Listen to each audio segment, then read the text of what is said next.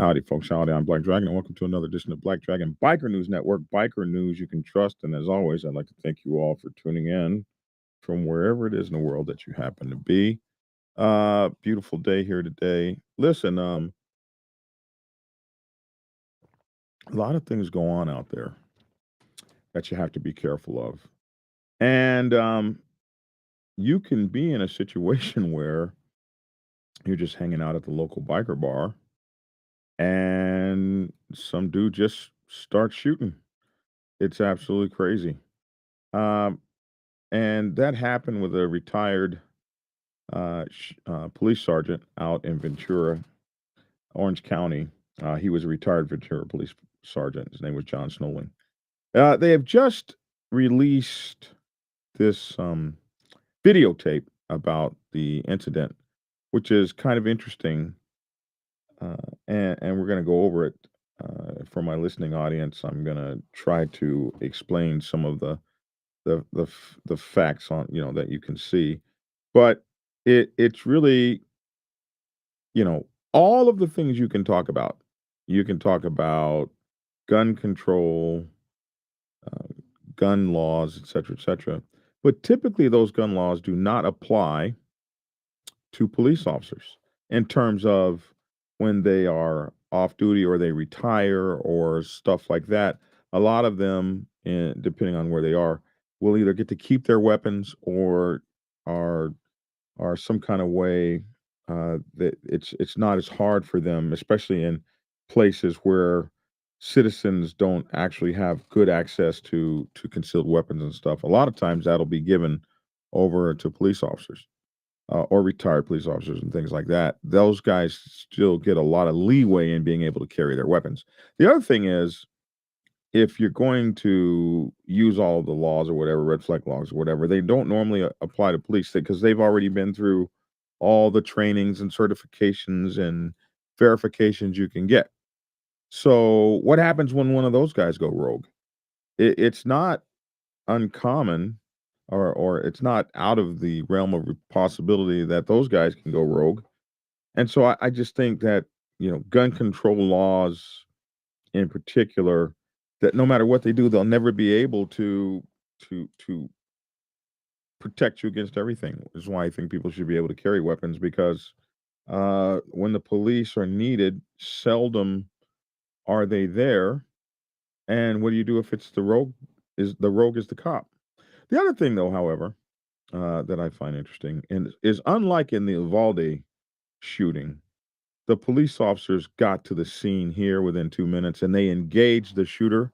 This is the new way that they've been doing things, and they engaged the shooter, unlike the Uvalde incident, which was an embarrassment on police departments, I imagine, around the globe, certainly in the United States, and other times where we have seen uh, police, especially in school shootings and things like that, not do anything. In this case, they did. They moved quickly and engaged this person within 2 minutes. Still, not before he was able to kill like two or three people. So let's look at this story. This is an interesting story. Oh yeah, don't forget to like, share, and subscribe. Like, share, and subscribe to Black Dragon Biker News Network, Biker News you can trust. And of course, as always, I'm very thankful for you guys tuning in from wherever it is in the world that you happen to be. I see you there, Roger, up there in North Carolina. Good to see you, brother. So, in urgent shouts, amped with adrenaline, Orange County Sheriff's deputies repeatedly yelled for Cook's Corner gunmen to surrender last August in a gun battle shown for the first time in video footage released. This was Friday. They released this footage. And although we did cover the story, we didn't have this footage. So I want to warn you before we get started that there will be footage, and so if you have young viewers or whatever, you might not want them to see this. Uh, Carefully, the just most disturbing images have been blurred, and we want to make sure that we point out that we're not showing this for sensationalism or anything like that. We really want to discuss some educational points about staying safe and in these kinds of things, and some educational points about how these things can occur and just how crazy it is, and a realistic view for for what really actually happens. You'll see something crazy. You'll see an officer drop his magazine on the ground, and that's what happens in a real gunfight. If you've ever been in a real gunfight or ever been close to one, or for those of you guys who've been to war or whatever the case may be, you see it's nothing like on television. You're scared. You don't know where the next shot is coming from. A lot of times you can't even see your enemy. It's horrendous, and this kind of shows it all. Although I will tell you that again, the most graphic video has been blurred out, but this might be disturbing to some folks. So we're going to check it out. Um, so the deputy's expletive-filled commands went unheeded, and the 5-minute shootout didn't end until the gunman was killed, and who until the gunman was killed. But he had also killed 3 and injured 6 others.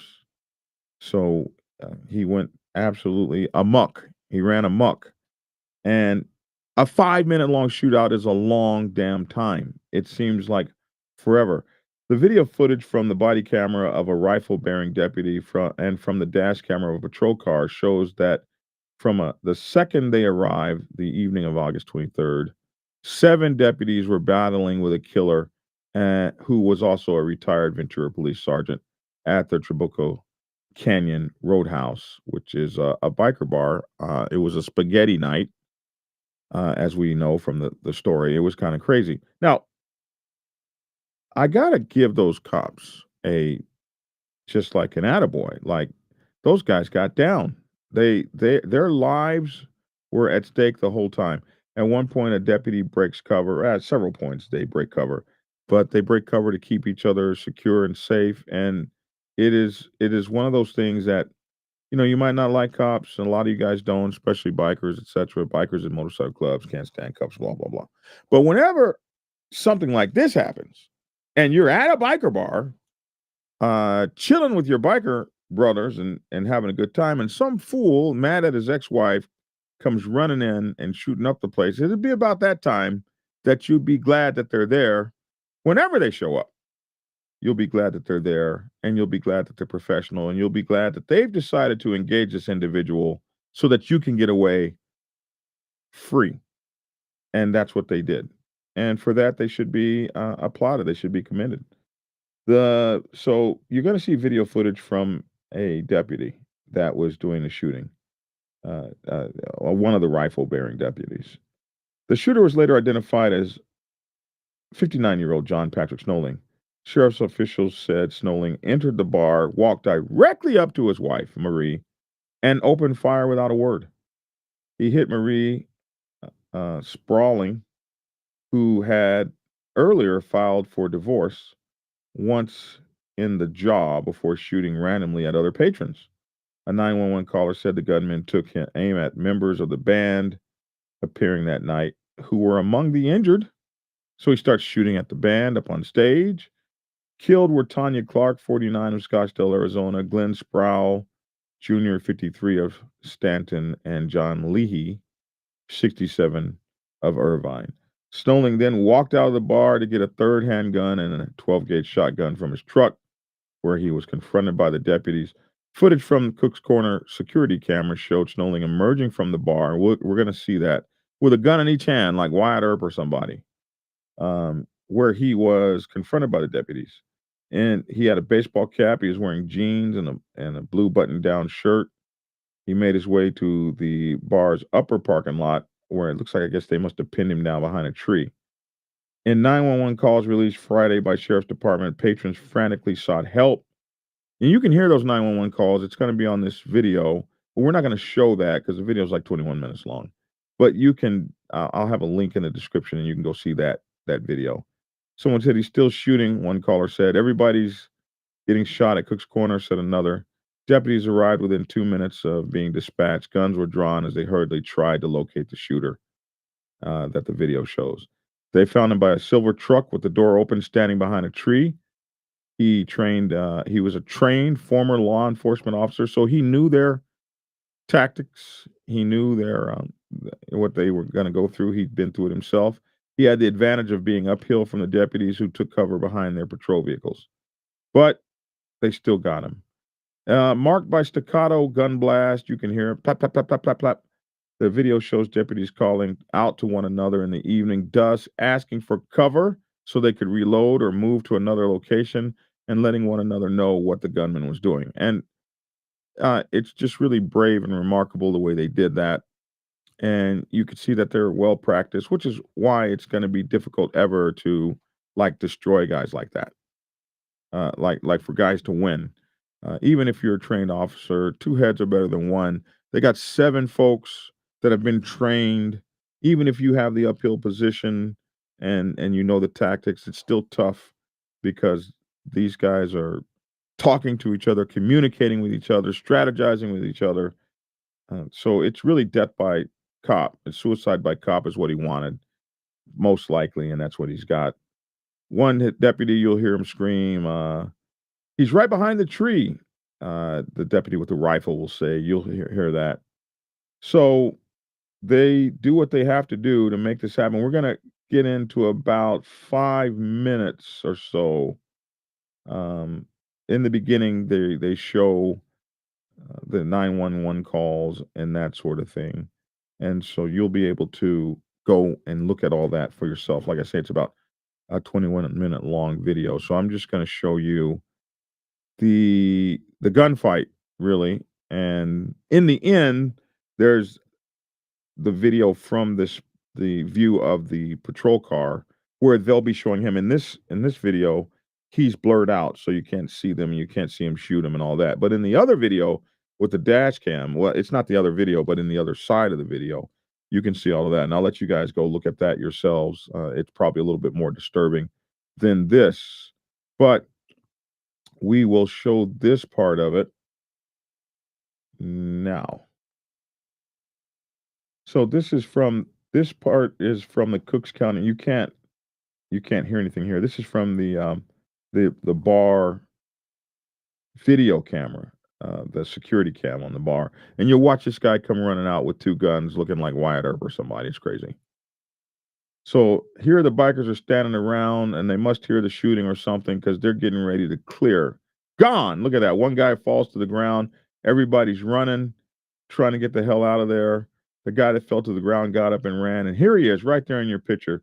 Boom. Right there with his 2 guns looking like Wyatt Earp or somebody. They won't really let me pause this without throwing this other crazy stuff up. But there he is. It is absolutely terrifying.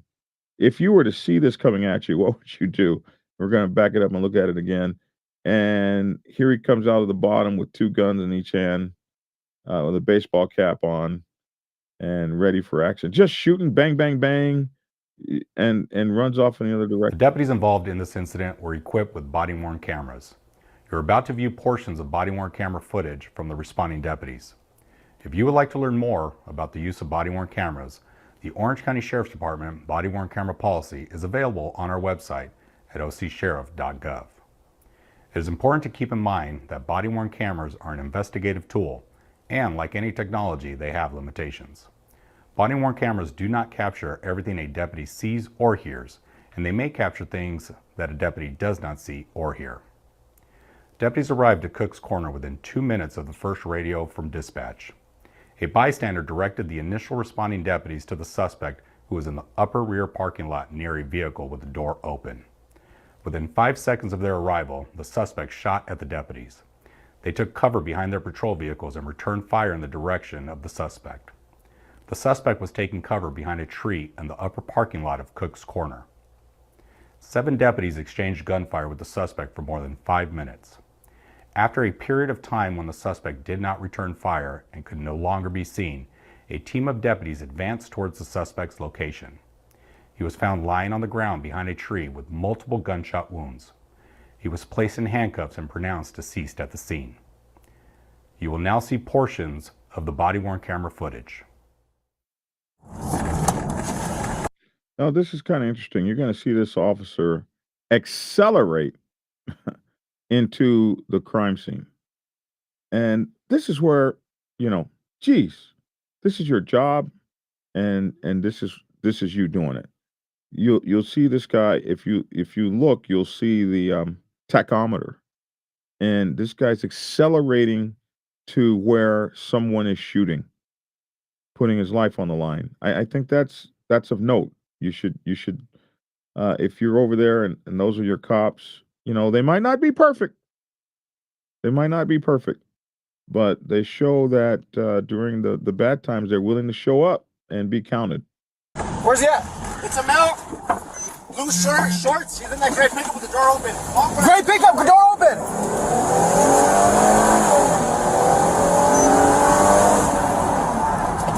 So that guy is accelerating into a war zone. He ain't backing down. He's rolling hard to get to a war zone. Keep that in mind.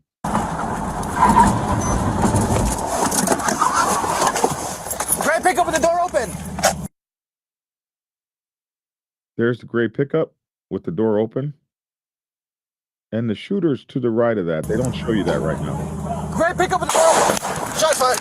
I got it. 457 shots fired. He's got a long rifle.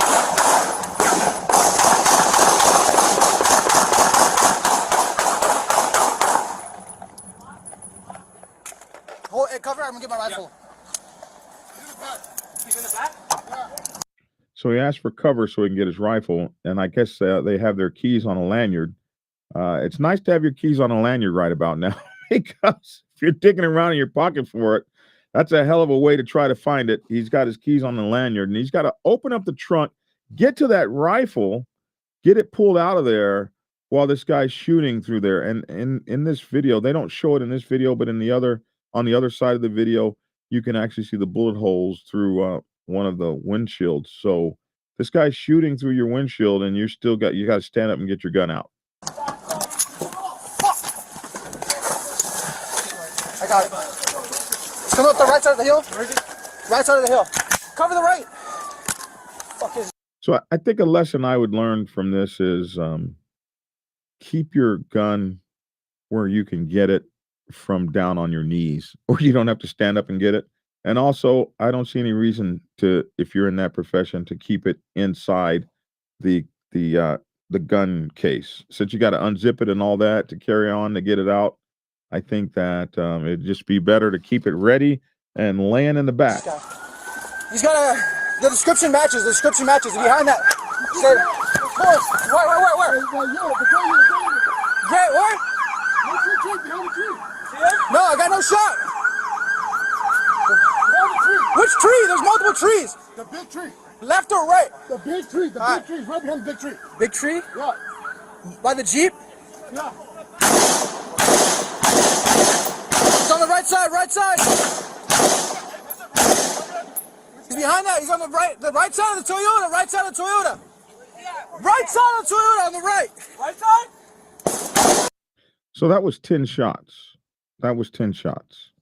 And the reason I point that out is because if you're living in California and you're a citizen, that's as many shots as you get to have before you have to break the stock of your barrel and open up your rifle and reload again. So people say, well, why should you be able to have... Well, right there, that was 10 shots that fast. Bang, bang, bang, bang, gone. And you're still in battle. You know what I mean? So, yeah, that's crazy. But that's how fast 10 shots rattle off. Just like that.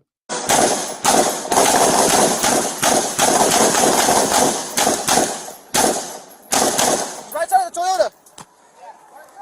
And that, my friends, is an empty gun. He emptied it that fast. 30 shots. Gone.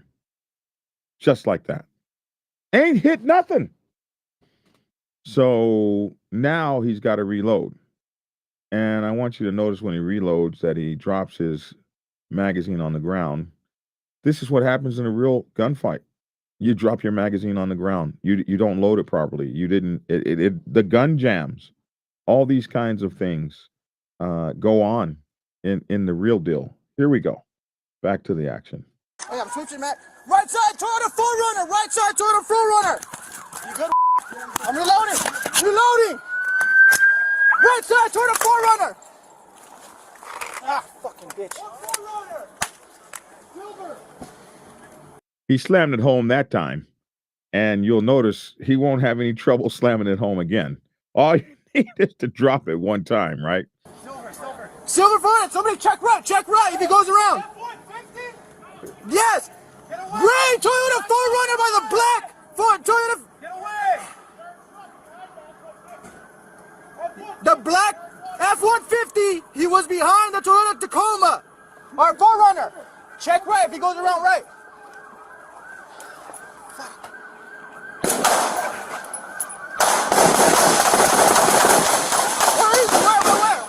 Where? Same spot. Behind the tree. Behind the tree. He's reloading behind the tree, big tree.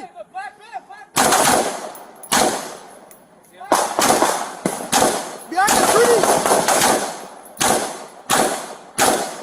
He's still behind the tree.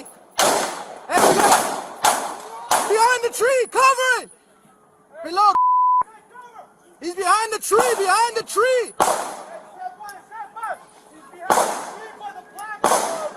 Behind the tree by the black man!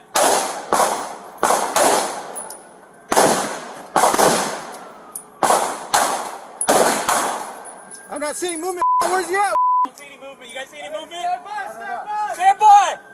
No push until we can confirm. Anybody got eyes? Get back! You good? Hey, reload. So you hear this communication. Don't push until you can confirm. Where is he at? Everybody's talking back and forth, maintaining cover. Now you'll see an officer break cover. I don't know if you noticed that or not, but he's standing out there with his gun, just shooting while he's being shot back at. It's just absolutely amazing and fascinating. Now what's just happened, you'll notice, is the deputy that has the rifle seems to be kind of the one running things right now. Maybe that's why they used his video. He screams for everybody to reload. Since he's got cover. He's covering everyone, and he's screaming reload, telling everybody now to if you're it's called a tactical reload. You reload when you want to, not when you run out of bullets. So he's gonna scream everybody reload while he's got the weapon down range looking for the target. If the target pops up, he'll be shooting, so everybody can reload at the same time. It's quite fascinating to watch all of this happen in real time. And we get back. I got you covered. Hey, reload if you guys need to reload. I got covered.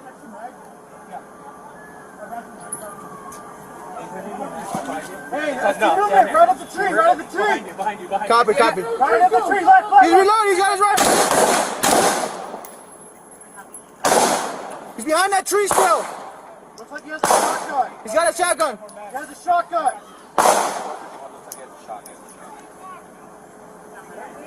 He's behind the tree. On the tree. In front of the Toyota 4Runner.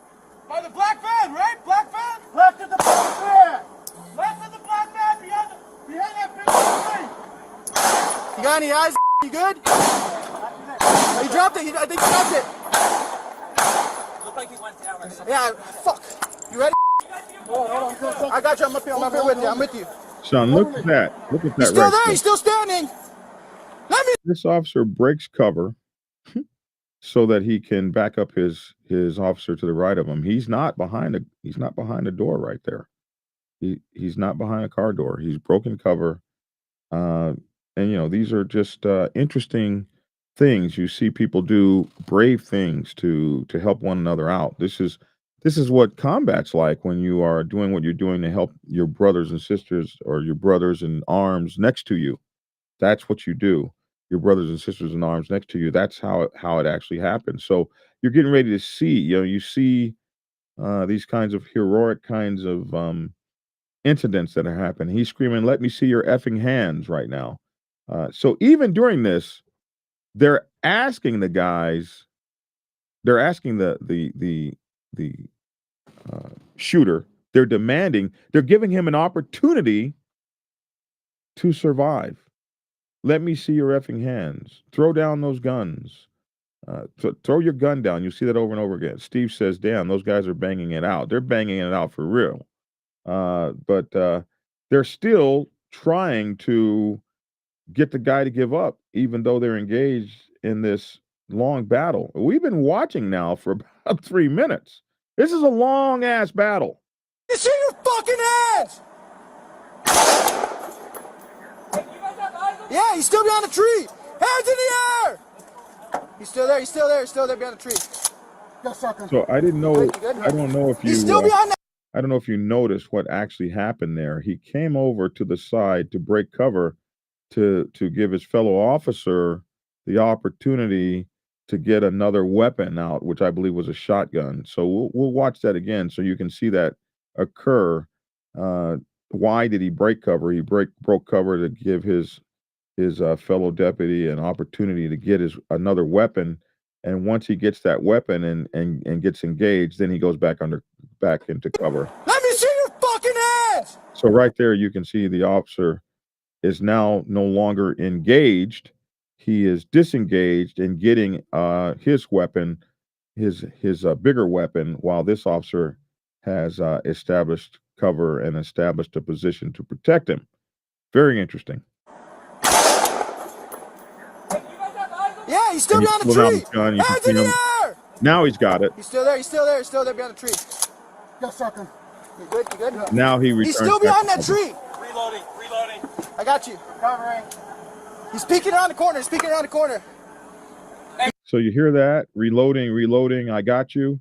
So one officer screams to another one, "I'm reloading," and he, this same officer, the same deputy, says, "I got you." So I've got my gun downrange. So he's protecting everybody. This guy, you know, this is your super deputy right here.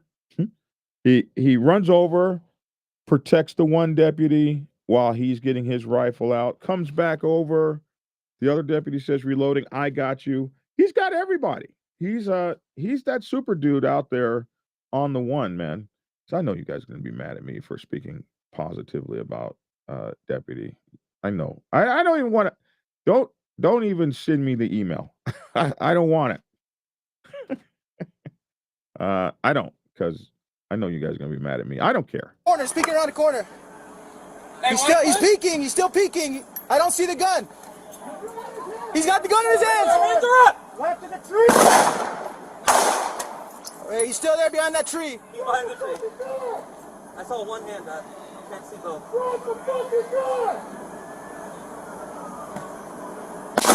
Tree, right.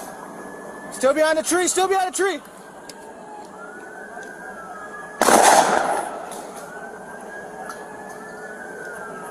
.457. He's still behind the tree, waving a shotgun.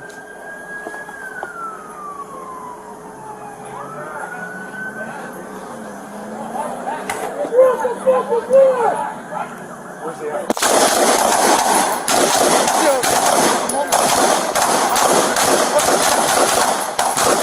Which tree? The big tree. Copy. Still behind the tree. Still got the shotgun. Alright, I got a rifle. Behind you. I'm You up. want me to slide He in? slams that fucker home This tree right in now. front of us. The big tree right in front of us. Yeah, right. He keeps poking around. Right there, right in front. Right behind the Jeep. Big tree. I keep getting. He keeps popping his head out to the left. All right. He keeps popping. Hey guys, he keeps popping his head out to the left. We got a team going around. Big tree right in center. Still behind the tree. Still behind the tree. Still behind the tree. Gun's still in hand. He still got the gun in his hand. He still has gun in hand. You good? Yeah, I'm good. Do me a favor. In this is an extra mag. In my tactical bag. It's my car. Yeah, right? No, it's over there behind that one. Give me an extra mag. Do you hear that? They're gonna be at the top of It's right in here. It's in my. Listen to me. Okay, I'm listening. There's a green bag. There's multiple mags in there that are loaded. Can Which you grab one's them your from me? unit? This one right here with the trunk open. Okay. You're nice and slow. I got you covered. You're good. You're good. Right here behind this tree. He keeps poking out with a shotgun, bro. He pokes out. I'll take it on the other side. Hey, he took his hat off. He took his hat off. He's just. He's still behind this tree, behind the Jeep. I don't know if you saw that or not, but a deputy comes up to relieve a deputy. I've got a rifle, you've got a handgun. So he comes up, pats him on the shoulder and relieves him. This is just really interesting to see how these guys are working together. Like they're well-practiced, well-honed unit. I'll show you guys that again so you can check it out. He's still behind this tree, behind the Jeep. Still behind the tree. I didn't back up far enough. Let me try that again. Back up a little further. There we go. All right, check it out. There's the deputy standing with a Pokes out. pistol. I'll take on the other side. Hey, he took his hat off. He took his hat off. He's just. I got you. He's still behind this Look at tree, that. behind the Jeep. Still behind the tree, behind And us, now shotgun you'll in hand. see. Let me get one. Let me get one. Now you'll see the female deputy move up. So now all the deputies that are engaged in the front either have rifles or shotguns. So if you remember, just about a minute or so ago, you will see the one deputy, the one that had the rifle, he breaks cover and he goes over to the left, and he's standing out with his weapon down range, and he allows this deputy to break out a shotgun. Then he comes back into cover, and he lets a deputy know to behind him or to the left of him, hey, I need you to go get me some extra mags. They're over there in that car. I've got you covered. This deputy says reloading. He says, okay, I got you covered. Now another deputy moves up, because you got a deputy with a shotgun or a rifle. You got to get up with one rifle by the door. Deputy that's just barely got any cover, if any cover at all, standing there with a pistol the whole time. So now a deputy moves in to relieve him, and he's got a rifle or a shotgun. So now you've got the deputy on the far left with a shotgun, a rifle, a long gun. You got the deputy that's moving all around. He's got it looks like an AR-15 or an M16 or maybe it's an automatic AR-15 kind of weapon, M16, something like that. 5.56 weapon or something. Then you have the guy that just got relieved with his with a rifle. Then to the right of him is a deputy with a rifle, and then a female deputy moves up, and she's got a rifle. So now all the deputies engaging have now backfilled. They've moved up with rifles, while the guys with the pistols and the handguns with less accuracy and less distance have been moved back. It's just incredibly interesting, the cooperation and workflow these guys have while they're out there putting in that work for the citizens. It's just really amazing. Look at, you don't really get to see it like this. So watch this again. Pokes out. I'll take on the other side. Hey, he took his hat off. He took his hat off. He's just. He relieves that deputy. It looks like he's got a. He's still behind this tree, behind And the then the Jeep. woman moves up. Behind the tree, behind us, shotgun in The hand. female Let me get deputy one. Let moves me get up. one. Shotgun in hand. Give me this one. She's saying, hey, I got the rifle. Let me be right here. Fucking A, dude. Watch behind. Watch it. Can't move fire rough with an active shooter. And then Dude, I think another we're gonna have to female move that deputy Jeep. moves up with another rifle. Just a lot of fucking. So everybody's got rifles now. And you can see this deputy way He's still over behind here that has got a tree. rifle. So everybody in the front Unless has he called rifles. away. Rifle. It was that tree in front of that truck with the door. Shoot it back. Alright, copy. It's like about 8. Hey, you guys got a team on top of the hill. Be careful. Team on top of the hill. Copy. So from what I can see, it looks like about 7 or 8 deputies now in the front. Everybody's got rifles now shooting downhill. So it only took them, so the fight went 5 minutes. So it took them about 3.5 minutes to get everybody in position. Now at this point, bro, you're out of here. everybody's got rifles, and they're all trained on you. So you're not long for this world at this point. Team on top of the hill. Got no movement. Fuck.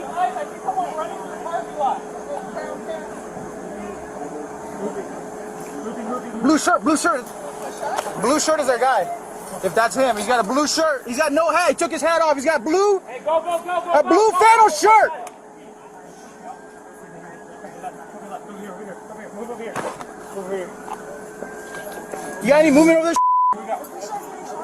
Sir, you gotta get back! Get back! Who do we have in Leslie? Where the fucking Leslie, I think Leslie goes out the window. Get inside! He's prone down. Okay, at that point, they move up on him, and They find that he's no longer with us, I believe, at that point. You guys can go see the rest because they'll switch to another camera. But he took his cap off. Deputy appeared to be watching through a rifle scope. The deputy with the rifle changed magazines after the magazine, the ammunition, dropping the empty mag. We saw all of that. The flurry of bullets didn't stop until the call came. He's proned out, and you just heard that.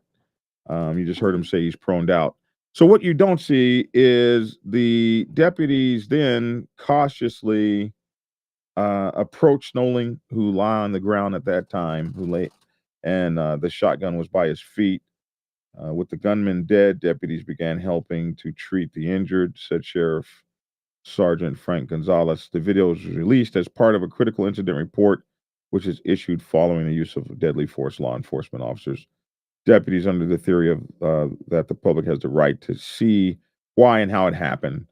And I wish they would be more forthcoming like that with all these incidents, because you're able to see exactly what happened there and the hell that they were going through. That was hell on earth. And I have many of you guys out there who are veterans and stuff like that. You guys have lived this firsthand. Anyone who's been in a gunfight of any kind, great or small, minute or 10 minutes, whatever the case may be, you recognize exactly what's going on there. You know the fear, you know the anxiety, and those folks performed well under pressure, especially the one deputy. All the deputies need to be given their praises and thanks. Thanks for your service. People tell me that all the time. Thank you for your service. And the cops never get told thank you for their service. Well, a lot of times they be on that BS, so it's hard to be that way. But it's times like this that folks will show their true colors. They went out into a war. That guy accelerated into a war zone, and all of those people were there to be counted, there to be shot, whatever the case may be. Them people earned them checks that day. You got a wild man pissed off because his wife left him, and he went and shot her in the face. Just walked up to her and shot her in the face. And she probably knew that he was capable of that stuff for a long time and has had to live in fear and can't even go to spaghetti night at the bike night. Can't even go to spaghetti night at the bike night without the BS occurring. And I believe that her best friend was shot, or somebody she was there with. That person didn't make it. If I can remember the story right, I cover a lot of stories. It was a couple of weeks ago, but I do remember that if I remember correctly, one of her companions, friends that she was with, may have been shot and killed, and 3 people were killed and 9 people were injured, and the gunman committed suicide by cop or something like that. What can we learn from that? I think we can learn that. I mean, what do? Do you just not go out anymore? Do you just say, I'm okay? Walmart has it now where you can shop in advance, send them your list, and then pick it up at the store. You just pull up in the waiting spot, and they bring your stuff out to you. You ain't even got to go in there no more. At least that's what they were doing during COVID. I don't imagine that they would have stopped the practice. So you can do that. We can lose all contact with people.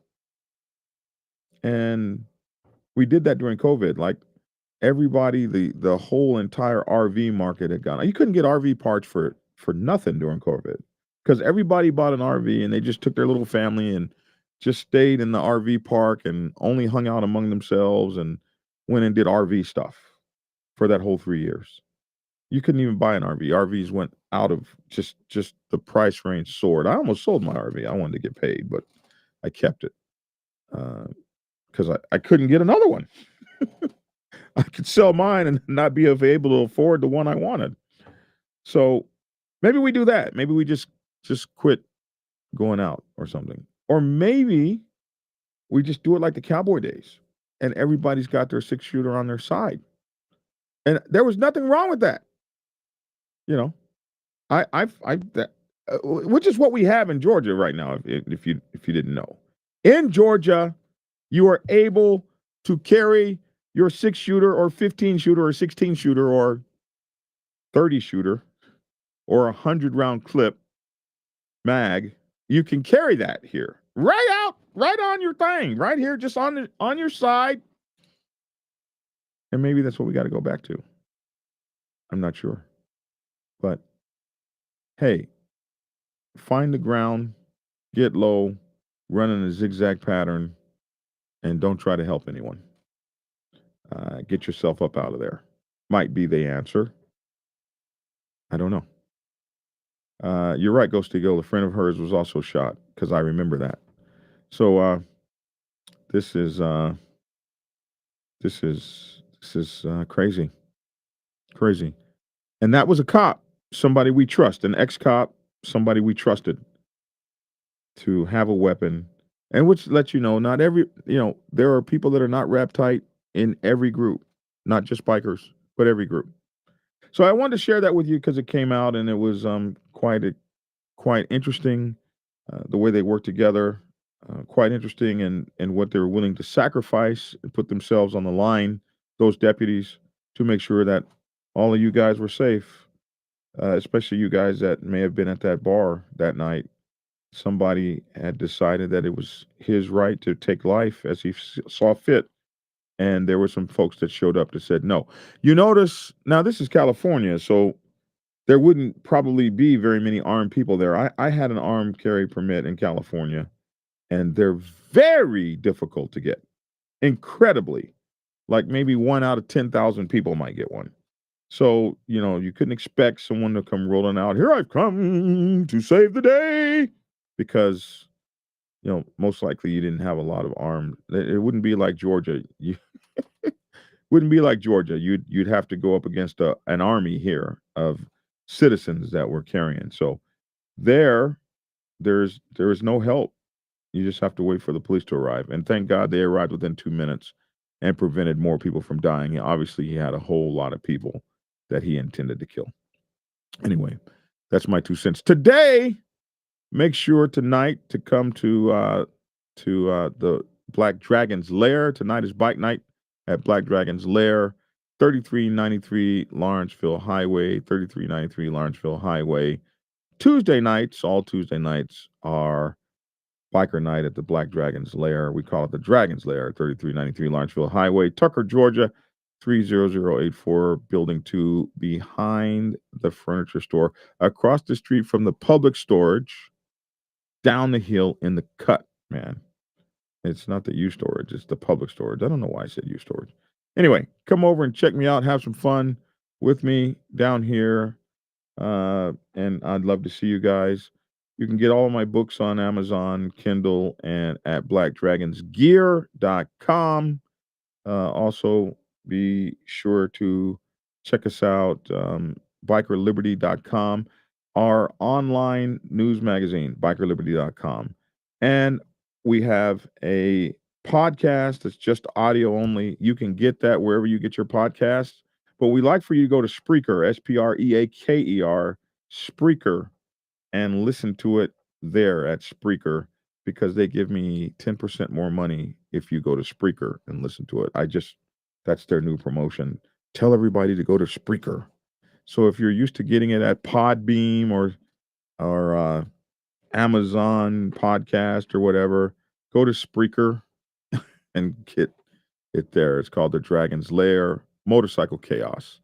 We have a Instagram, we have Facebook, YouTube, TikTok. So go check out Black Dragon Biker TV and all those places. And we also have a Discord server, so you can check out our Discord server. In the address for the Discord server is in the description box below. So that's all the good stuff. I'm Black Dragon. That's my 2 cents. Love to hear your 2 cents in the comment section below. Thanks for tuning in. Have a great Tuesday and get skinny. Prepare yourself to take the helm as president of your mighty motorcycle club by delving into the pages of Black Dragon's newest book, The President's Bible, Chronicle 1, Principles of Motorcycle Club Leadership. There you will learn to advance your skills in applying the 14 scientific principles of leadership similar to those taught to officers in the United States Naval Service. Available in hardcover, paperback, and ebook. Get yours today on Amazon, Kindle, or order it at your local bookstore. Order your autographed copy from blackdragonsgear.com. Be the best motorcycle club president you can be. Get the book. Hey, let's not forget we have one of our guys, that one guy Frost, who just started his channel. That one guy Frost.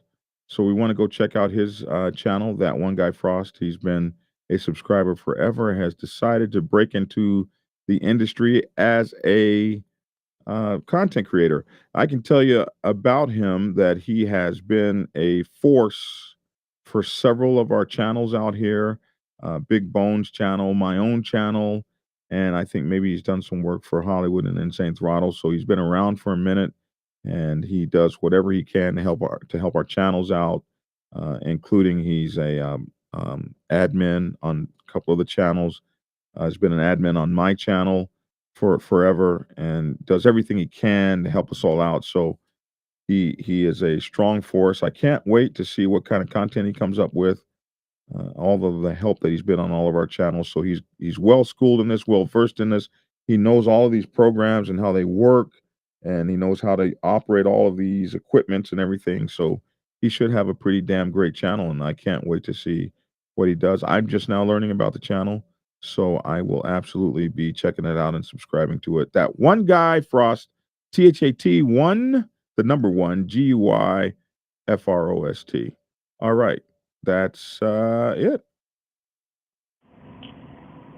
Get Black Dragon's first book, The Prospect's Bible, to learn how to join a motorcycle club.